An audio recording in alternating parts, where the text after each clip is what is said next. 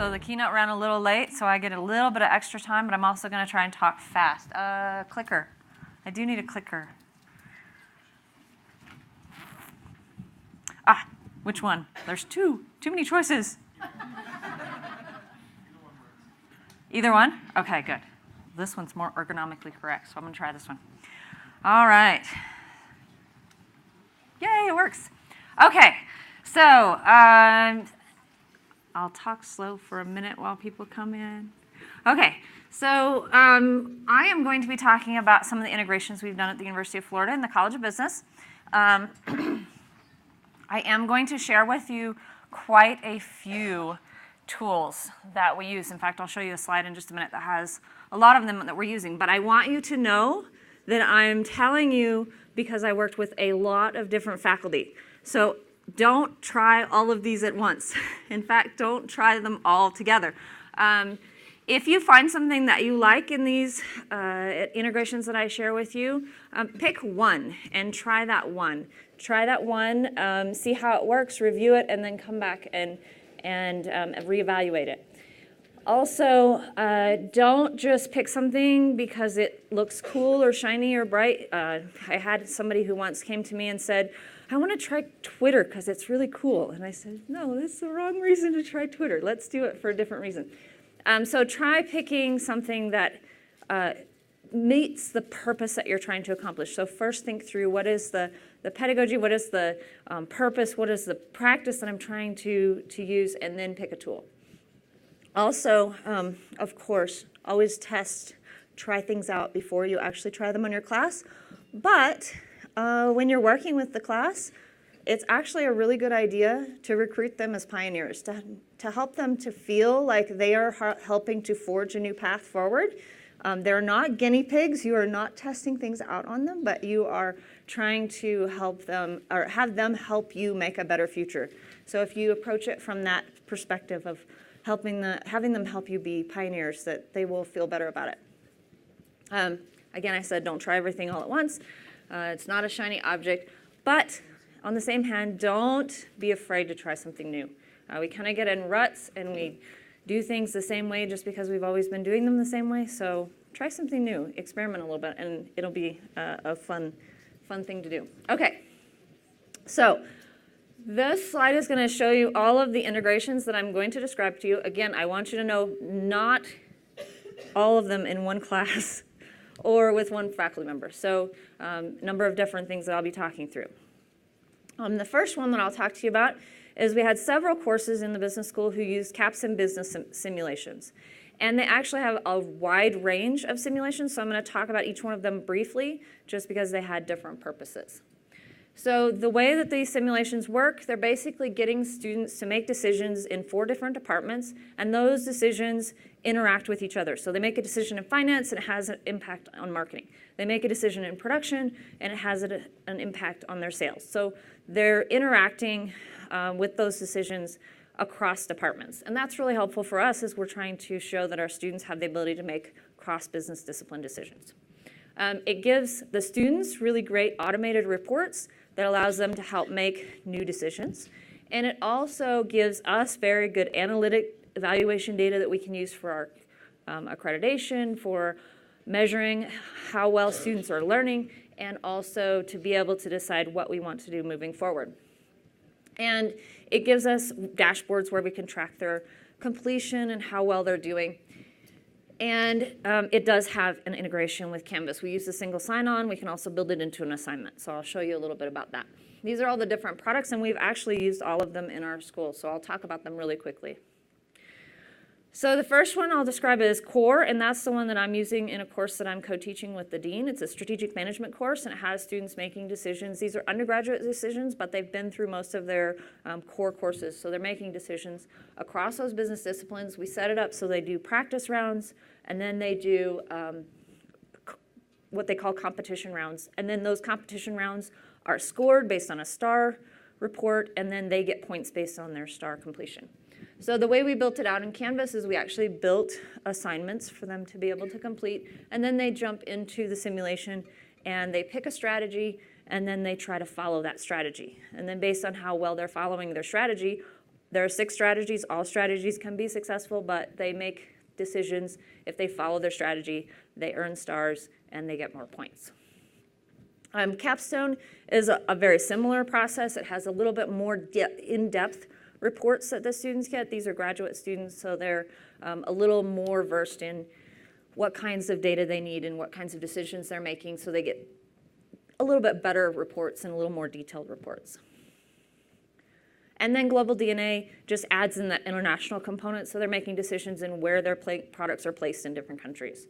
A little bit different interface, but still the same concept. Also integrates into Canvas.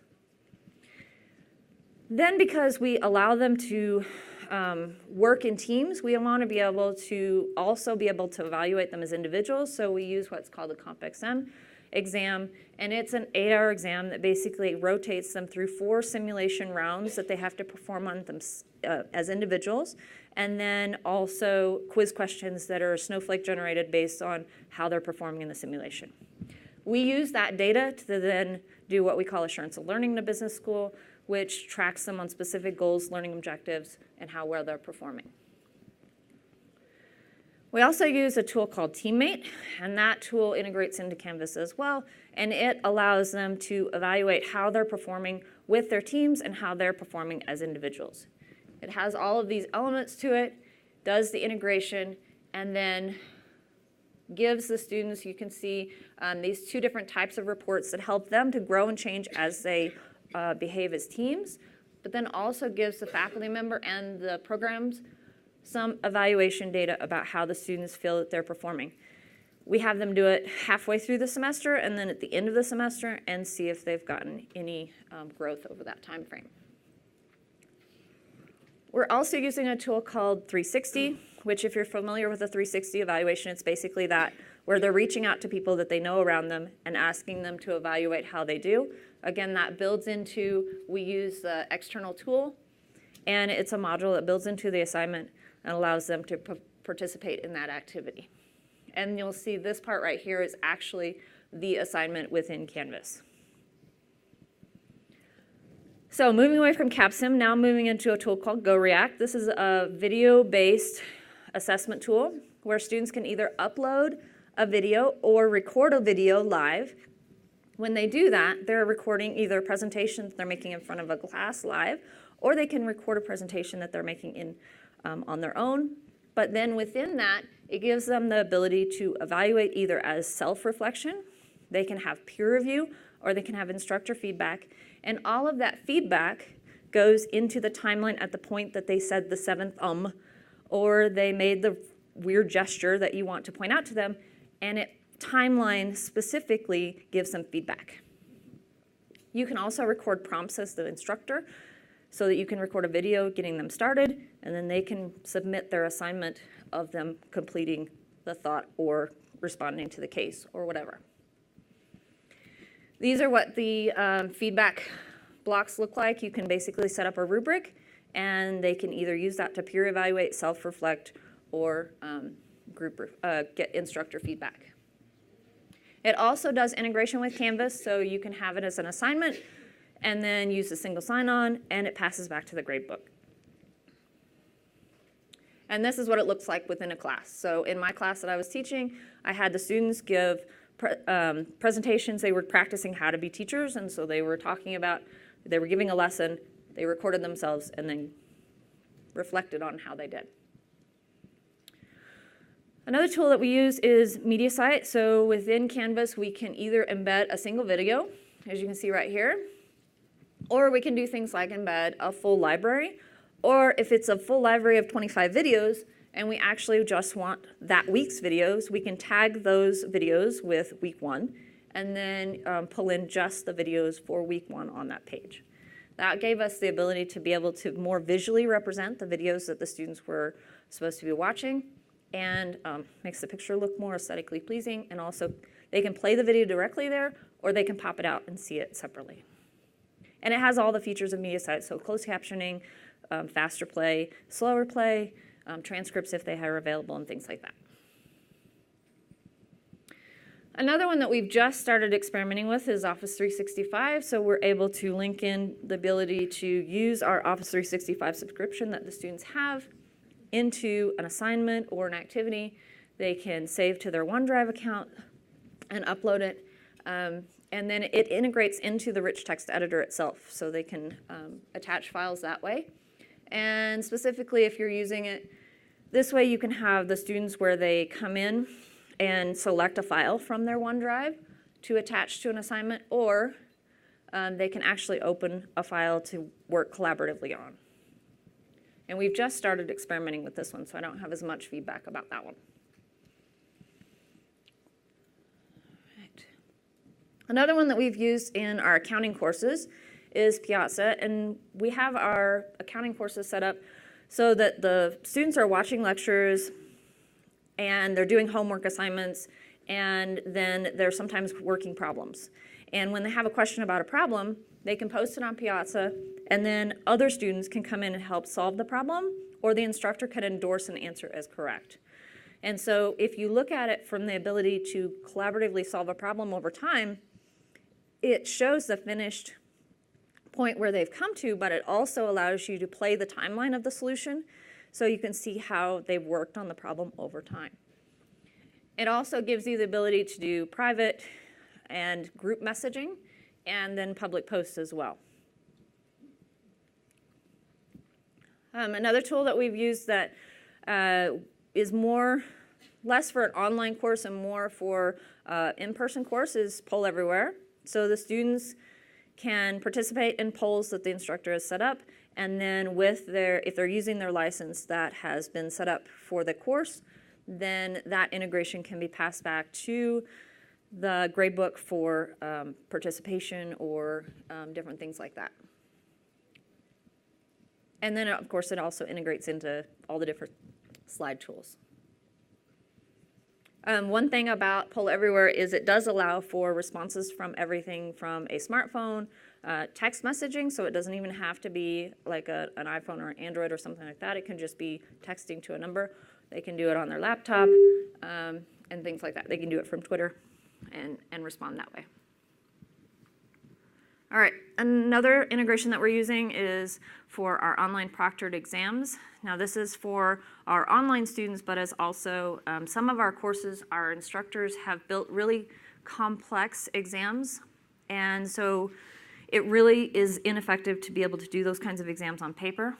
And so we want to use the computer, but we don't really trust like the lockdown type proctoring, so we wanted to have either live or automated proctoring that could watch the students as they performed things like our business statistics faculty will create an exam where it's using algorithmically generated questions or formula-based questions is what they're called in Canvas. And so every student's getting different questions, but then they're given an Excel spreadsheet to be able to use as the base of their data that they use to solve the problems.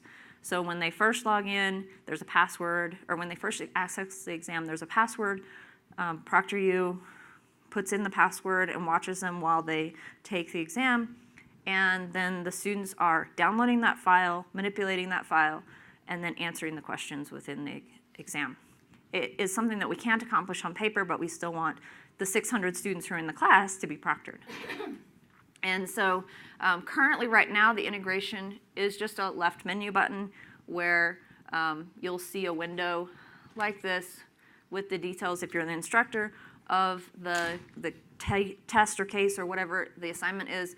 But if you're the student, you're seeing the window that tells you how much time you'll have left until your exam starts, and then to click on the button and start the interaction with ProctorU. Very soon, we're going to be able to have the ability to have that integration where it's specific to an exam. So if I want to proctor this exam but not this exam, it will allow me to do that rather than having the whole course set up globally that way. One of the other ideas that I've been talking with them is the ability to have some kind of a dashboard for the instructor that pops up an alert if there's something happening right then.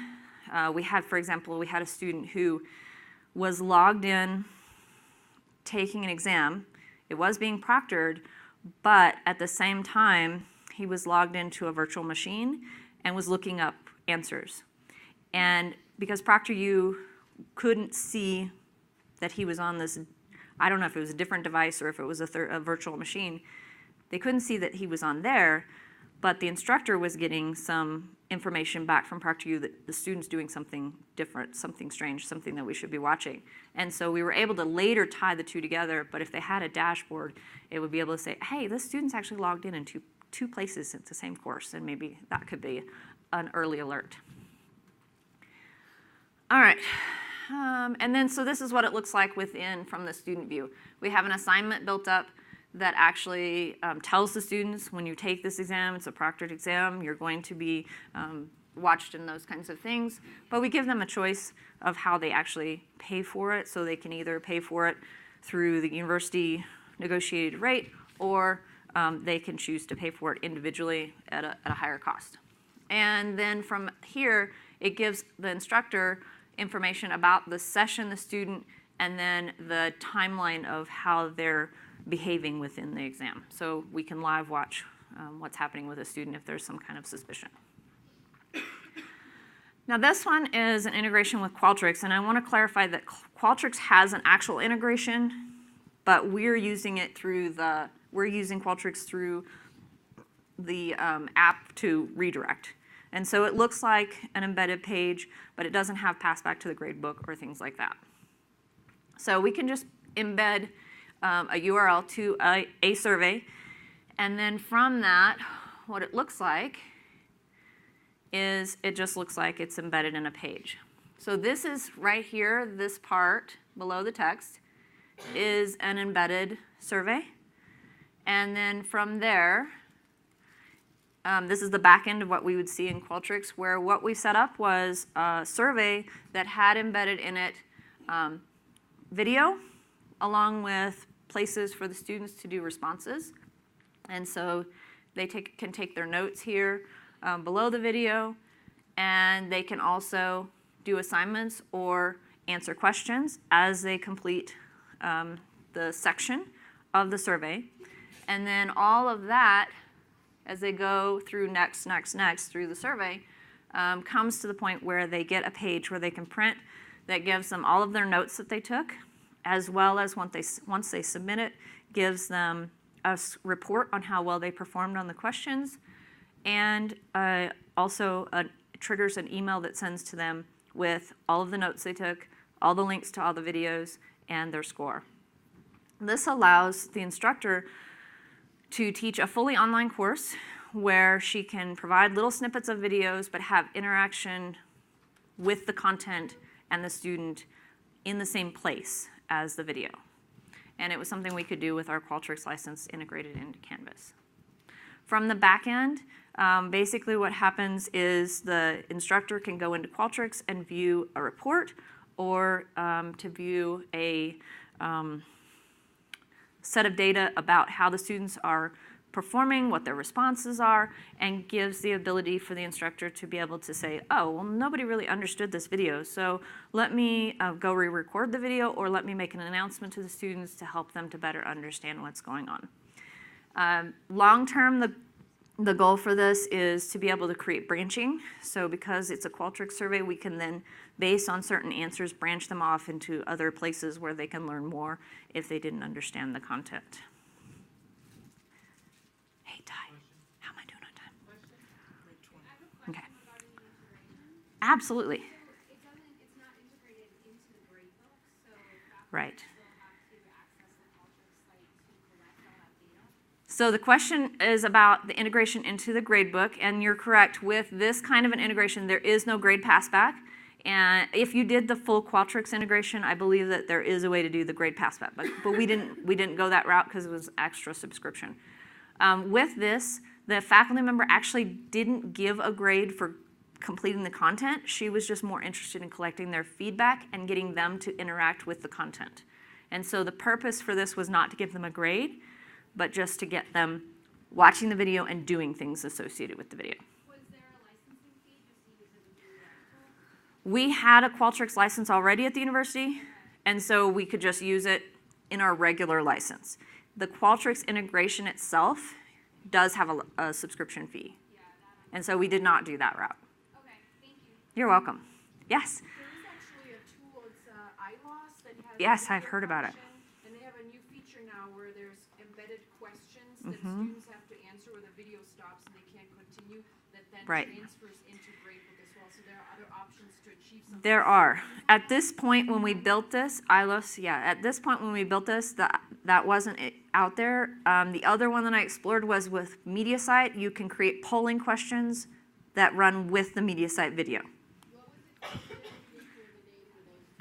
ILOS, ILOS is the video tool, and then the other one is Mediasite has polling questions, and I think there's some others like Panopto and Kaltura and things like that that integrate polling questions. For us, we wanted to be able to do more than just ask kind of a multiple choice question. We wanted to be able to get rich text feedback, we wanted to be able to seek students' thoughts, and we wanted to be able to then give them back, here's what you answered, here's the notes you took.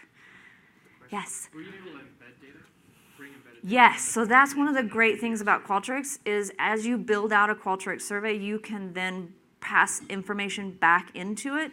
One of the things we have on the plan to do next is to be able to, in some of those branches, be able to say, well, everybody in the class is kind of responding this way, and compare it to how they responded, and to be able to do some of that. So it's, I went through the Qualtrics certification, and that's one of the things they teach you how to do is how to pipe in that text and to be able to do things. You could even, one of the other ideas we had was to be able to do an experiment where we delivered content to some sets of the students in one way and some sets of the students in another way, and then compare the learning outcomes from that. Yeah, there's a lot of functionality that can be done with that, but it's not really technically an integration. It's just kind of a different presentation of content.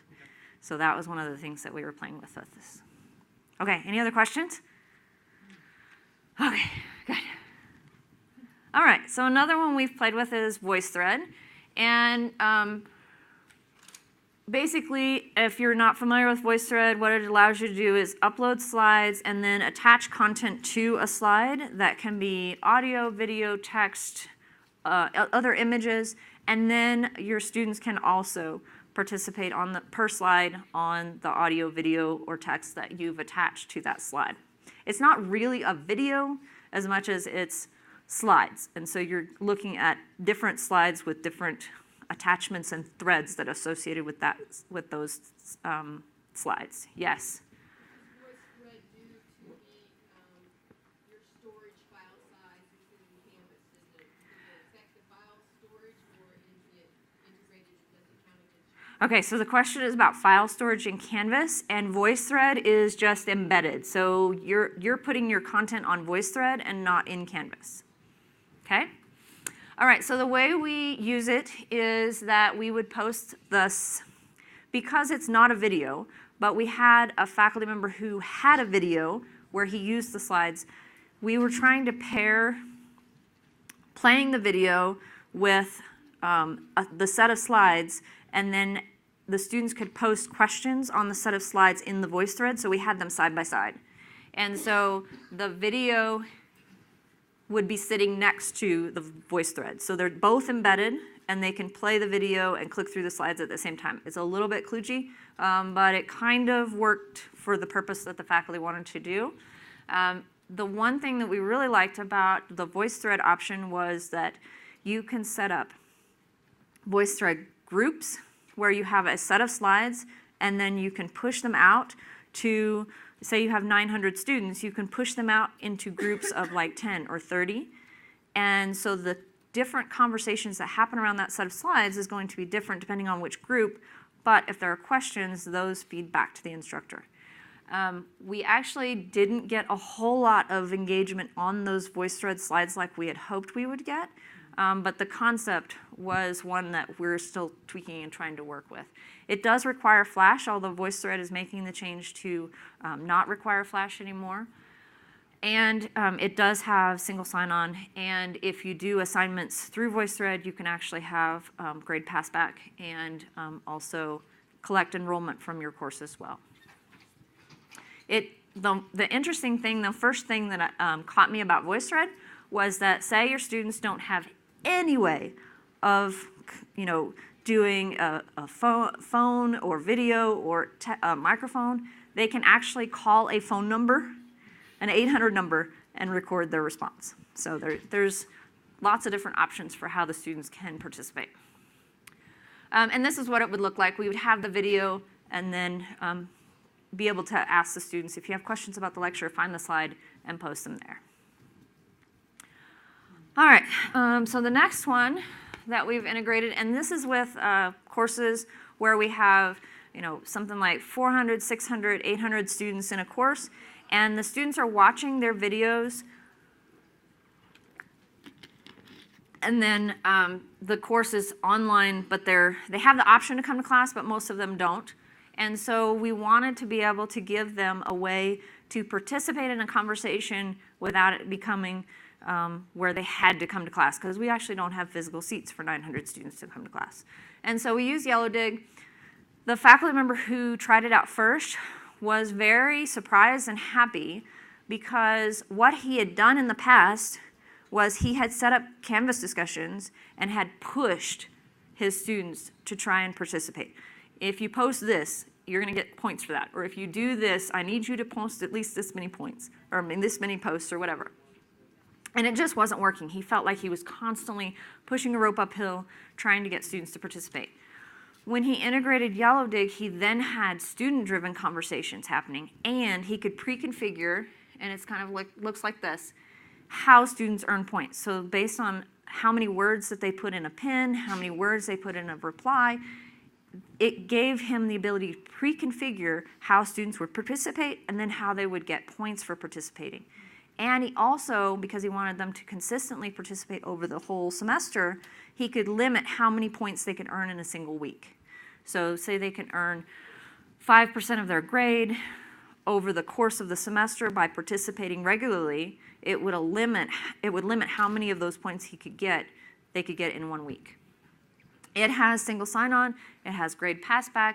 It also allows students to post using Twitter or the app, and to be able to count those in their conversations that they get in the course. And so it looks like this. Basically, when they put in a link, it does a preview just like it does on Facebook. If it's a video, it actually posts the video. And then they put in the required words that they need to be able to do to give them points. It actually tells them you've got 10 more words and then you get a point. And then it also lets them like it, love it, say it's not relevant. And based on that, it then makes a feed where the most relevant stuff is up at the top. You can, as the instructor, also post stuff that stays pinned at the top. And then they're getting their little dashboard that tells them how many points they're earning over the term. And then it passes that back to the gradebook in Canvas, so they get participation points based on their interaction in the board. So that is my set of integrations. I would love to see what you guys are using if you want to post to this hashtag, and I also have a few minutes left for questions. Yes, back here and then Glory. Your ProctorU, was that passive where it analyzed and did all that, or did you actually have to set up times for the students to be watching them and? Okay, so you're asking about the live proctoring, how that works.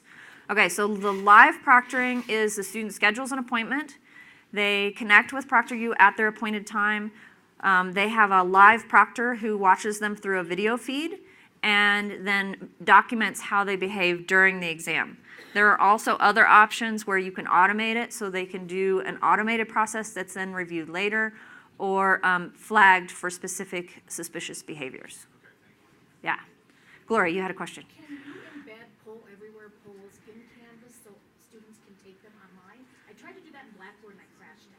So I won't say you can't. I don't know how you would embed it specifically in Canvas, but I know you can embed a poll in an HTML page, so I imagine you could use HTML and embed a poll there. You just have to leave the poll open long enough to give students time to respond.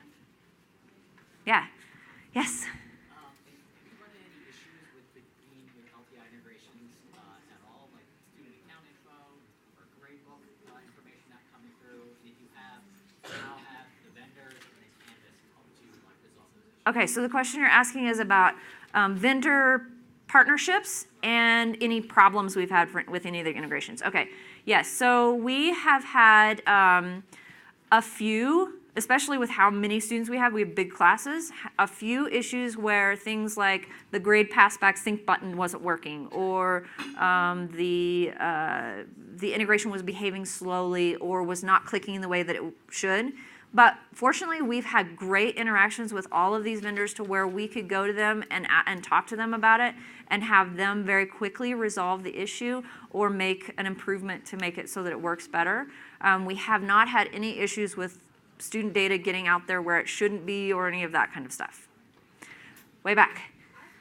I was a few weeks back at an advanced workshop for compliance, Yes. and we were told that we must notify students if there are proctored exams going on in a course at the time of registration.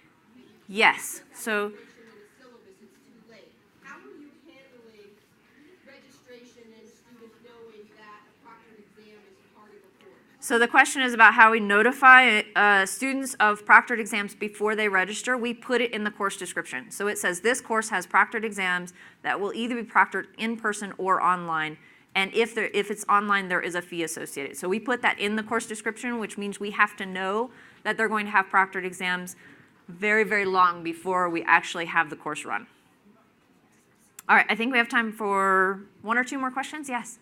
My question is in regards to Yellowdig, and I saw it mentioned instructor badges as a Yes. feature. Could you just Yes, so the instructor badge, you're asking about the Yellowdig instructor badge. The Yellowdig instructor badge just says I can say that my liking is worth 10 points as opposed to everybody else's being worth 1. And so I can go in there and give specific kudos to the students who I think that's a really fabulous post, and I want students to know that. One more question. What are the choices and decision making to choose ProctorU compared to any other online security exam? Okay, so the question is about how we selected ProctorU, and I could do a whole presentation over that. So maybe if you want to talk to me afterwards. But basically, it was the partnership that we had with them to be able to go back and forth with them and to be able to select different options based on what our needs were, and then to be able to fine-tune that. Okay, all right, so that is my presentation, and apparently it's going to self-destruct in a minute. So everybody, thanks for coming.